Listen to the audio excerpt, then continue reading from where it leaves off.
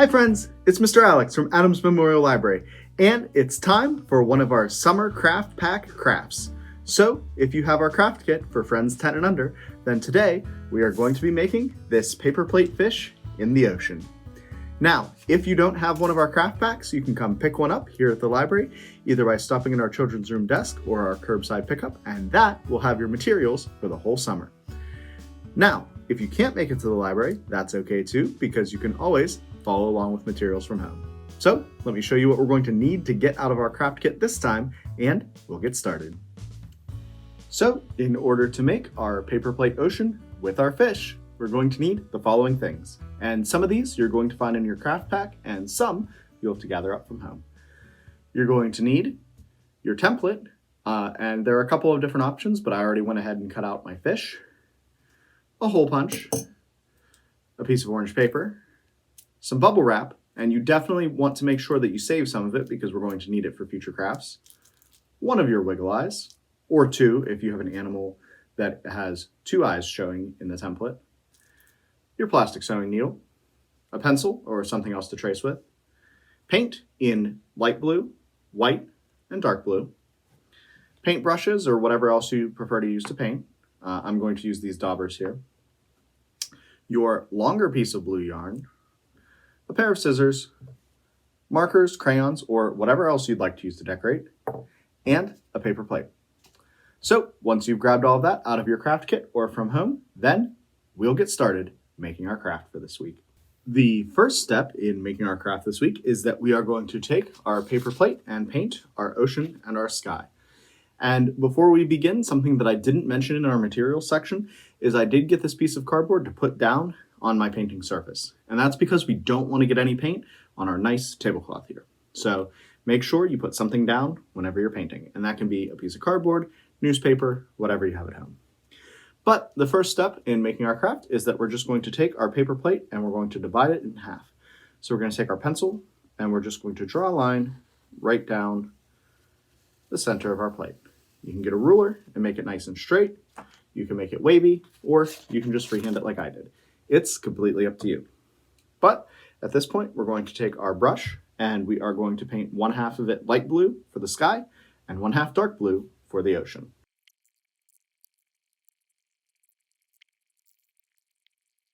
Once we've applied our paint, then we are ready to set our paper plate aside and let it dry. Now, once it does dry, you can add a second layer of paint if you feel your project needs it, but I really like the sort of watercolor look that this paint gives. I think it has a nice ocean feel, so I'm going to call this good and just set it aside to dry. While we're doing that, something else that we can be doing is getting our template. So I have my fish here, and we can just go ahead and trace and cut that out on our orange piece of paper. Now that our fish is all complete, we can set that aside as well, and we'll continue crafting once our paint dries. The final bit of painting that we're going to do for this craft is that we are going to paint some bubbles onto our sea creature. So now that we've got our brushes all cleaned off from the blue paint, we're just going to take it and apply it to our piece of bubble wrap. Now we do want to apply it a little bit heavily because we are going to try to transfer some of the paint from our bubble wrap onto our sea creature. So you don't want it to be dripping, but you definitely want to make sure that there's enough to transfer over to your piece of paper. So we're just going to paint the top of our bubble wrap like this with our white paint. And then on our covered surface, so this is somewhere where the cardboard is really important, we're going to take that bubble wrap, flip it over, and press it down on top of our fish.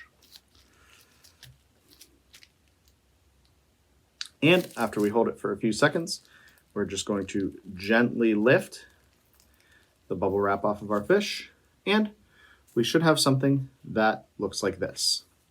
Now, as you can see with my fish, the paint isn't fully dry, and so right now it just looks kind of wet. It doesn't look like there are a whole lot of bubbles, but trust me, if you're using the paint that we gave you from the library, it will dry and look really great. So, once again, we are going to set this aside. We can throw our bubble wrap away now that we've used it and rinse out our brushes. But while that's drying, we are going to move back to our paper plate.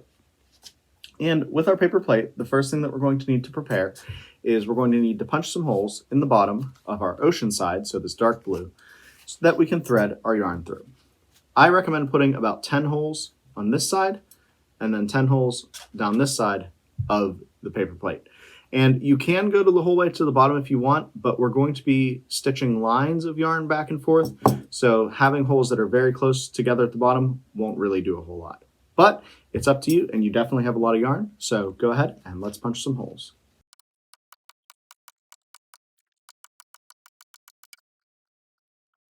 And now that we've got holes in our paper plate, it is time to attach our yarn. So we're going to get our long piece of yarn and our plastic sewing needle. The first thing that we're going to want to do is take one of the free ends of our yarn, and we want to tie it through our first hole.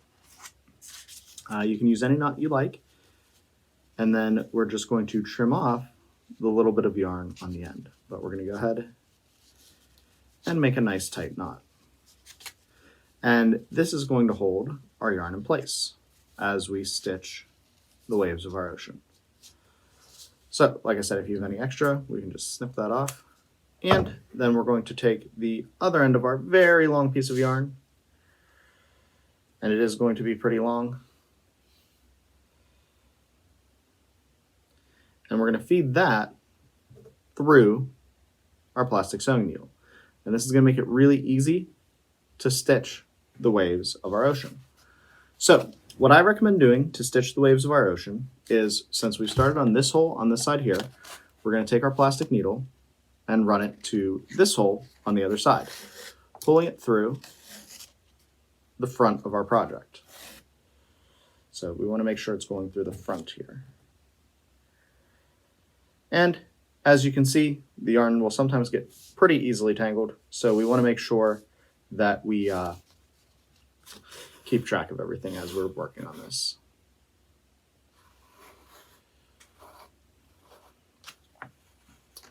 Now, as you can see, I did not put my yarn through the right side of the plate, so it is now stitching under the plate, and we don't want that. So I'm going to pull it back out, and that's okay.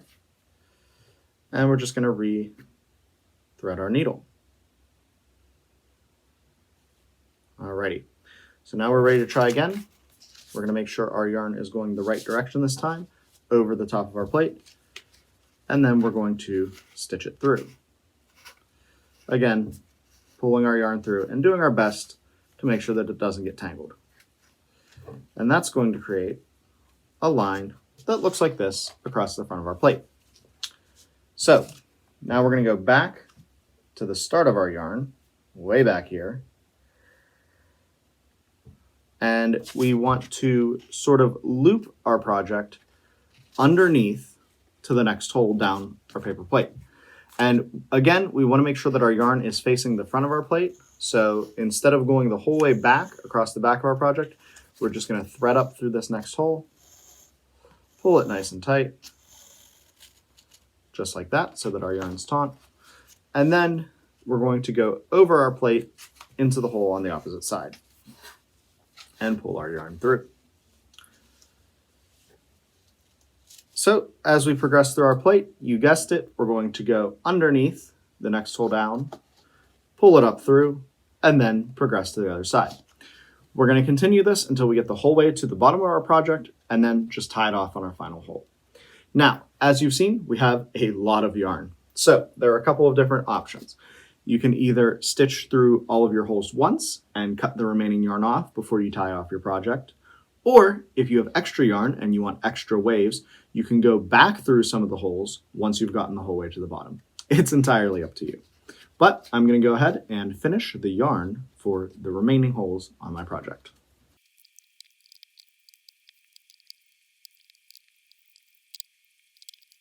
And now that I have stitched the rest of the waves into the ocean half of my plate, I actually think it looks pretty good with just one line of yarn. So I went ahead and I cut off this bit, and I can set it aside for future crafting. But now that I've done this, it's time for the last step of our project.